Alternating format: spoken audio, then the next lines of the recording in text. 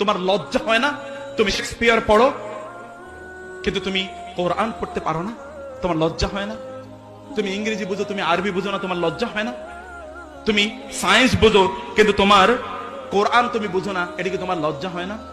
তোমার কি লজ্জা হয় না তুমি এ কথা বলো যে আমি এখনো শুদ্ধ করে কোরআন তেলাওয়াত করতে পারি না? তোমার কি লজ্জা হয় না তুমি বলো যে আমি ইসলামের মৌলিক বিষয়গুলি এখনো জানি না?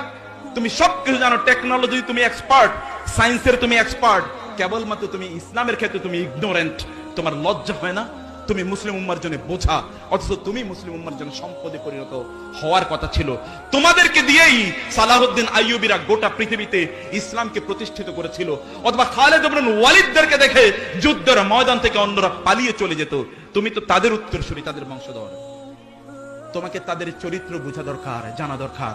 তুমি যদি খেলোয়াড়দের নাম জানো আর সাহাবীদের নাম জানানো, তাহলে তোমার জন্য আমার কান্না করতে মনে চায়।